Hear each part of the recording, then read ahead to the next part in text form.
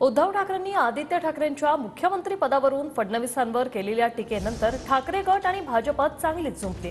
फडणवीसांचं दिल्लीत अर्थमंत्री, गृहमंत्री, पंतप्रधान बनवण्याचं स्वप्न होतं असं संजय राऊत यांनी म्हटलंय।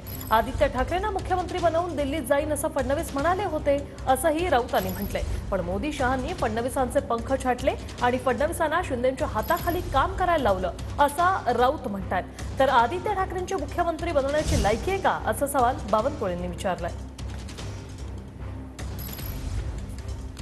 यांना मुख्यमंत्री पदावर बसवून मी दिल्लीत जाईन, दिल्लीत अर्थमंत्री होईन, दिल्लीत गृहमंत्री होईन आणि मी प्रधानमंत्री होईन। मी त्यांचं स्वप्न मोठं होतं आणि ते स्वप्न बाळगायला काहीच हरकत नाही।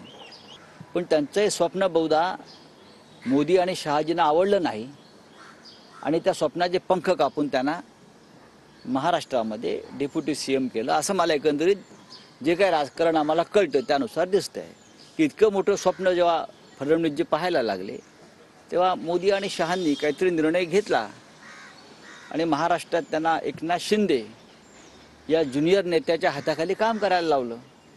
यालाच मोदी शहांची राजनीती म्हणतात। आदित्य ठाकरेंना कधी कोणी मुख्यमंत्री केलं नसतं, मुख्यमंत्री का मंत्री केलं नसतं कोणी। काय लायकी आहे?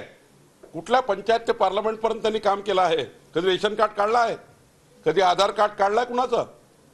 एका मतदारसंघात हवेमध्ये निवडून आले आणि त्यामुळं त्या ठिकाणी एखाद्या वेळी आमदार होऊ शकतं माणूस ऍक्सिडेंटनी।